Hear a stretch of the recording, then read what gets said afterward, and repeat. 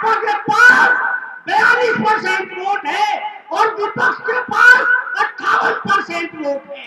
ये भाजपा सिर्फ ये चाहती है कि 20% वोट आपस में बिखर जाए और हम 2-3% से और संविधान को मानने वाले लोग हैं उनको हराने का काम करें। संविधान अभी खतरे में नहीं है, मैं ये गारंटी के साथ कहता हूँ। संविधान खतरे में नहीं है, लेकिन हमारे लोगों का दिमाग खतरे में हो गया है।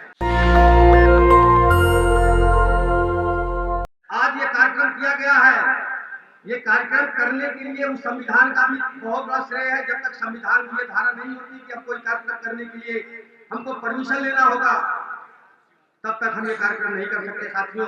इसलिए हमारे देश का संविधान सर्वोच्च है और इसी संविधान के तहत आज हम प्रांगण में जुटे हुए हैं साथियों। सोचने का विषय ये है कि कार्यक्रम को करने की क्यों जरूरत पड़ी। बाबा साहब ने हमको एक मंच पे लाने के लिए, एक देश बनाने के लिए, एक समाज बनाने के लिए अपने 4 बच्चों को कुर्बानियां दिया साथियों। एक बेटी और 3 बेटों की कुर्बानियां दिया है। क्या बाबा साहब इसीलिए कुर्बानी दिए थे कि आने वाले समय में हमारे ही खून के, हमारे ही समाज के लोग जगह जगह 5-5 किलो गेहूं में बिक जाएंगे और दारू शराब में पी करके अपने वोटों का अधिकार खत्म करेंगे और दर दर की ठोकर खाएंगे। ये दिन देखने के लिए बाबा साहब ने अपने 4 पुत्रों को, माता को, पत्नी को और पिता को मिट्टी में नहीं मिलाया था साथियों। आप लोग अपने दिल पे हाथ रख करके देखिए, आपका बेटा जब बुखार से पीड़ित होता है तो आप रात को रात नहीं समझते, दिन को दिन नहीं समझते हैं। लेकिन बाबा साहब एक ऐसे व्यक्ति थे अपने बच्चे की लाश को छोड़ करके हमारे लिए वो लंदन तक गए साथियों।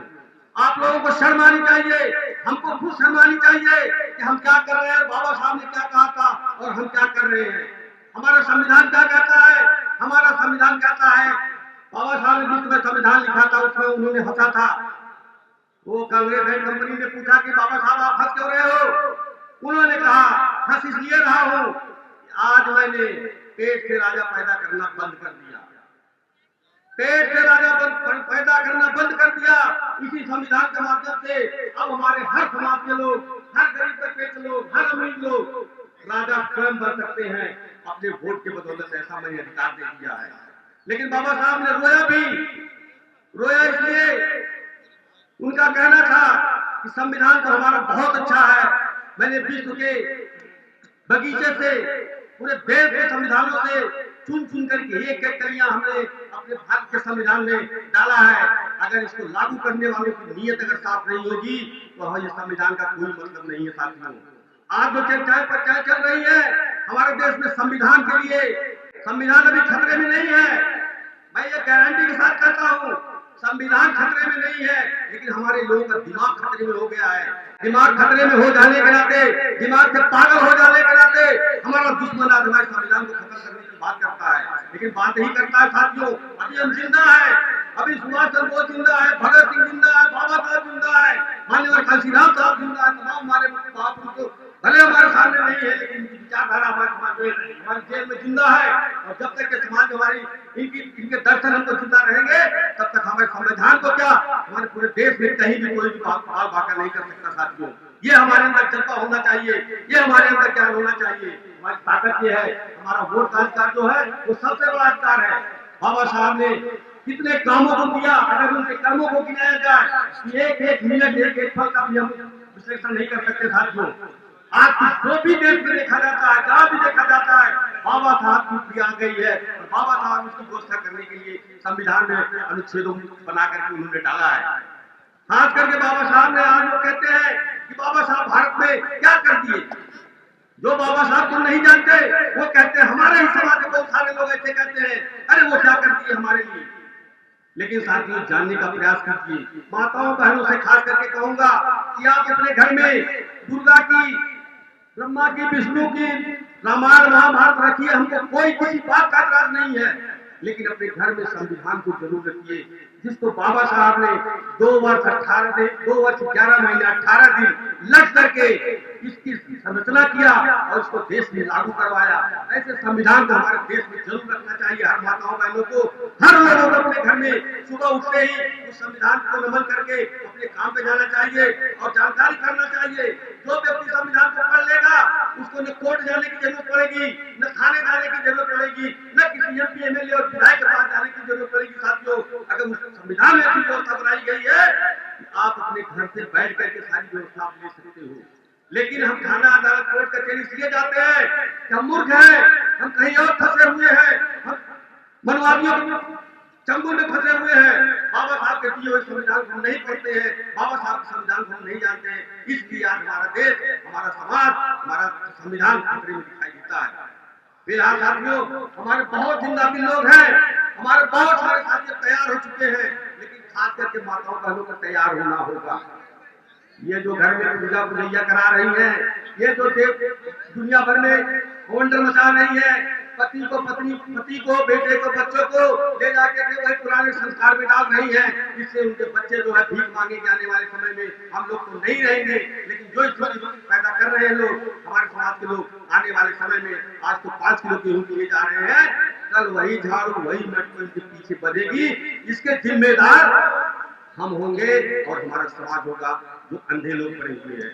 साथियों, मैं बहुत कुछ नहीं कहना चाहता हूँ, बस इतना कहना चाहता हूँ, बाबा साहब ने जो त्याग किया, जो बलिदान दिया, जो अपने बच्चे को मिट्टी में डाल दिया, बेटे को कफन तक नहीं दिए, बेटे को दफन तक नहीं किए, हमारे लिए लड़ाई लड़े। हम लोग नालायक लोग बाबा साहब के संविधान के प्रति अपनी जागरूकता नहीं दिखा रहे हैं। मैं हाथ जोड़ करके सभी लोगों से निवेदन करना चाहूंगा कि अपने अपने लोग संविधान को रट डालो, अपने अपने घर में 400, 300, 500 रुपए की रामायण सामने बिक रही है, स्टाल लगा लगा कर किताबें बेची जा रही है, फिर भी हम लोग नहीं खरीद रहे हैं। अपने घर घर में कसम खाइए आपसे, हम रोज एक किताब अपने घर में रखेंगे और एक चैप्टर रोज पढ़ेंगे। बहुत ज्यादा नहीं है, 10 दिन अगर आप रामायण को पढ़ लिए, संविधान को हमारे पढ़ लिए, अपने संविधान को पढ़ लिए, तो निश्चित है कि आप देश में बोलने लायक हो जाएंगे, मेरे जैसे हो जाएंगे, भंते जी जैसे हो जाएंगे। भंते जी को क्या जरूरत है आप लोगों को जागरूक करने की? भंते जी खुद जागरूक है, वो दुनियादारी से जागरूक है, सब कुछ से जागरूक है, लेकिन आप लोगों के लिए दिन रात मेहनत करते हैं। इसी उत्तर प्रदेश में 1 साल के अंदर साथियों मुझे लगता है कि 4-5वां कार्यक्रम है, 5-4 कार्यक्रम मैं खुद जा चुका हूँ। मेरठ जैसे कार्यक्रम में, लखनऊ जैसे कार्यक्रम में, गोरखपुर जैसे कार्यक्रम में, गुजरात जैसे कार्यक्रम में मैं स्वयं साक्षी रहा हूँ।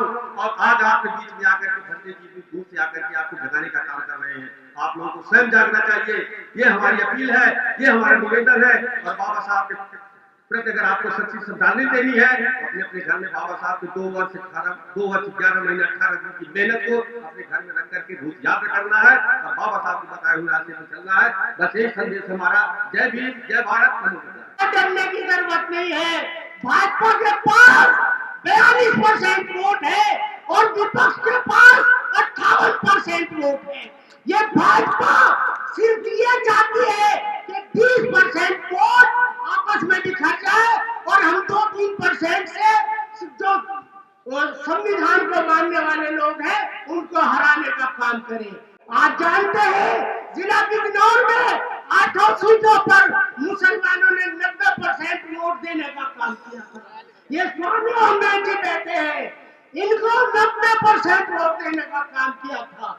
जो जिस समाज का व्यक्ति चुनाव लड़ रहा है, अपने समाज के और हिंदू समाज के 20% वोट इसमें मिलाने का काम कर लो, भारतीय जनता पार्टी फूल में मिल जाएगी, डरने की जरूरत नहीं है। तो साथियों, आज हमें ये प्रण लेकर जाना है कि बाबा साहब के संविधान को बचाने के लिए हमें जो 40% वोट पे हम खड़े हैं, इसे 60% पे करना है। जिस तरह से उपचुनाव में घोसी विधानसभा का चुनाव हुआ था, एक तरफ भारतीय जनता पार्टी थी और एक तरफ समाजवादी पार्टी पूरे विपक्ष के साथ अकेली खड़ी थी। 58% वोट लाकर समाजवादी पार्टी ने भारतीय जनता पार्टी को 25,000 वोटों से हराने का काम किया था। यही काम आपको करना है। जय हिंद, जय समाजवाद, जय भीम, खुदा। आज जापान दुनिया का नंबर 1 देश है। जब ये लिखा जाता है ना मेड इन जापान, आप संतुष्ट हो जाते हैं कि ये मेड इन जापान लिखा है। तो मेरे भाइयों, मेरे दोस्तों, क्यों ऐसा? क्योंकि जापान ने शिक्षा पे काम किया, हमने अलग होने पे काम किया, हमने काम किया बिरादरीवाद पे, और ये हमारे लीडरान ने किया। वो लोग जो हमारी रहनुमाई करते, जो हमारी रहबरी करते, वो हमें ये बताने में लग गए कि तुम एससी हो, तुम एसटी हो, तुम ओबीसी हो, तुम हिंदू हो, तुम मुसलमान हो। जब हम यूनाइट नहीं हो पाए तो हम आगे नहीं बढ़ पाए, और जब हम आगे नहीं बढ़ पाए तो हम पीछे रह गए, शिक्षा में भी पीछे रह गए, बहुत सारी चीजों में पीछे रह गए। तो मेरे भाइयों और दोस्तों, आपसे अपील करता हूँ, ये संविधान बचाने का एक मुहिम है, और इस मुहिम से जितने भी लोग जुड़े हैं, मैं दिल की गहराइयों से उनका इस्तकबाल करता हूं। और मान जी, बहुत बहुत शुक्रिया कि इस तरह के मंचों का आप आह्वान कर रहे हैं, और इंशाल्लाह हम वादा करते हैं कि जितनी भी हमारे अंदर जान है, जितनी भी हमारे मरासिम हैं, और वो सब आपके लिए इकट्ठा होकर हम आपके लिए काम करेंगे। मैं बहुत लंबे वक्त से एजुकेशन पे काम कर रहा हूँ, आज 5-6 हज़ार लोग मुझसे जुड़े हुए हैं, और इंशाल्लाह जब आगे आने वाला वक्त आएगा तो मिलके हम बैठेंगे कभी किसी दूसरी मीटिंग में, लंबी बात होगी। मैं इसी एक अपील के साथ कि संविधान को पढ़िए, अपने घरों में संविधान की किताब रखिए, और उससे आपको जानकारी मिलेगी, और एक दिन ऐसा आएगा कि हम नए सिरे से अपनी शुरुआत करेंगे और एक नए भारत का निर्माण हो जाएगा। Thank you very much. National Dastak की आपसे गुजारिश है कि अगर इसको बचाना चाहते हैं तो नेशनल दस्तक को सब्सक्राइब करने के लिए रेड कलर के सब्सक्राइब बटन को दबाएं, फिर बेल आइकन की घंटी दबाएं। नेशनल दस्तक को बचाने के लिए बहुत जरूरी है कि हर खबर को शेयर करें, लाइक करें, कमेंट जरूर करें।